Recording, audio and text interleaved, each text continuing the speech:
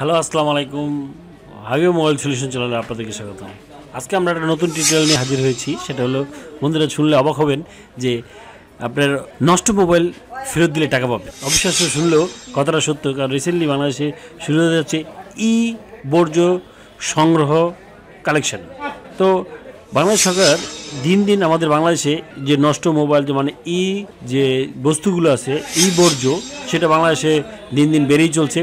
তো বাংলাদেশ সরকার চাচ্ছে যে এই বর্জ্যগুলো কীভাবে সেটা রিসাইকেল করা যায়, সেটা একটা উদ্যোগ নিয়েছে বাংলাদেশ সরকার। তথ্য যোগাযোগ মন্ত্রী মোস্তফা জব্বার এই বর্জ্য সংগ্রহের একটা বিজনেস প্ল্যান তৈরি করেছে। নষ্ট মোবাইল বা নষ্ট মাদারবোর্ড বা ইলেকট্রনিক যে নষ্ট ডিভাইসগুলো আছে, সেগুলো আমরা ফেরত দিলেই টাকা পাবো। চলুন শুরু করা যাক। ইন্ট্রোর পর click subscriber button and press the bell icon for more information. তো বাংলাদেশ সরকার একটা উদ্যোগ নিয়েছে যে আমাদের যে বর্জ্যগুলো আছে, যে এই মোবাইল ফোন বা ট্যাবলেট বা পিসি বা আপনার ল্যাপটপ, যে এগুলো যে নষ্ট হয়ে পড়ে রয়েছে আপনাদের বাসায়, সেগুলো একটা জায়গা দখল করে আছে, বা একটা এগুলা ফাড়লে যে একটা বর্জ্য যে দিন দিন দেশে বেরিয়ে চলছে, সেটা সংগ্রহের জন্য একটা তহবিল শুরু করছে। সেটা এই যে টেলটক এবং রবি মিলে এটা কার্যক্রম হাতে নিয়েছে। রিসেন্টলি সেটা অ্যাক্টিভেট করবে, কারণ রবির আছে হলো 80টা বর্জ্য রিসাইকেল একটা মেশিন আছে রবির, আর টেলটক আছে 60টা।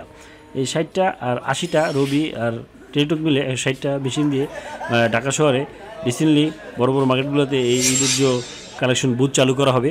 তো আমরা যারা এই ইলেকট্রনিক্স বর্জ্য বাসায় আছে, সেগুলো আমরা সাথে করে নিয়ে মার্কেটে এই বুথে জমা দিলেই টাকা দিয়ে দিবে। তো তো মন্ত্রী বলেছে যে কোনো ইলেকট্রনিক ডিভাইস বা এগুলো বর্জ্য দিলে 100 টাকা বা সামথিং এরকম একটা কথাবার্তা চলতেছে।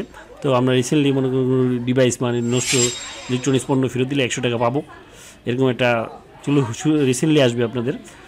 তো আমরা নষ্ট মোবাইল থেকে আমরা টাকা ইনকাম করতে পারবো। বন্ধুরা, থ্যাংক ইউ। বন্ধুরা, আমার ভিডিওটা ভালো লাগলে অবশ্যই সাবস্ক্রাইব করবেন এবং বেল বাটন ক্লিক করতে ভুলবেন না, কারণ নতুন নতুন আপডেট পেতে অবশ্যই বেল বাটন ক্লিক করে রাখবেন। Thank you.